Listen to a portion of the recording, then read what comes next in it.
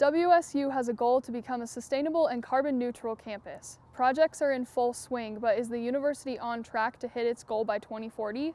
Lent was the youngest victim of the tragedy. Some of the victims were part of the college-age demographic. Many funerals for the victims took place last week. With UTA and the OGX coming in to take over the current shuttle system on WSU, what will become of the current shuttle buses on campus and their drivers?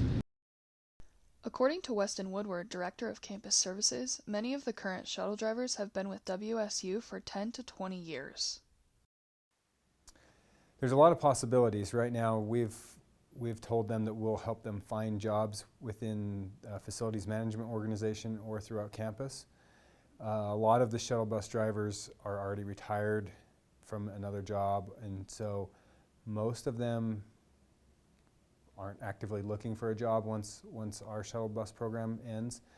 Woodward added that the shuttle system has been in operation for over 40 years, and before COVID-19 had about 17,000 riders per week.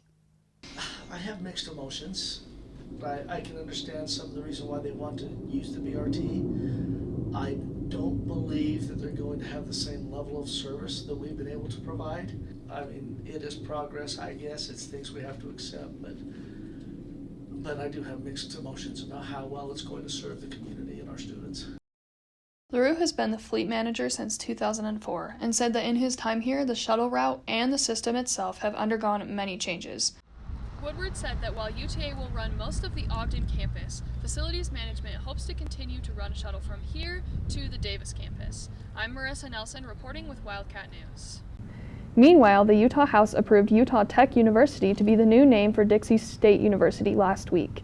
Governor Spencer Cox signed the bill that put the new name into effect. In local news, a missing hiker died Saturday in Holbrook Canyon after being found by search and rescue. The man was found unconscious but breathing. He died before the medical helicopter arrived. The identity of the man has not been made public. Good evening, Wildcats, and welcome to Wildcat News. Tonight's edition will feature updates from local elections, the heated protests that rattled campus, confronting racism in a local school district, and a cultural celebration of loved ones.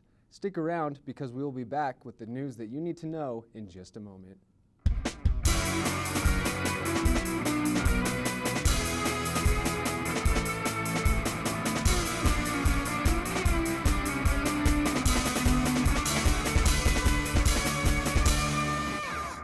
Weber State students are coming back to campus and in-person classes after the COVID-19 pandemic changed the way that we view school, but many students are experiencing high levels of stress and loss of productivity.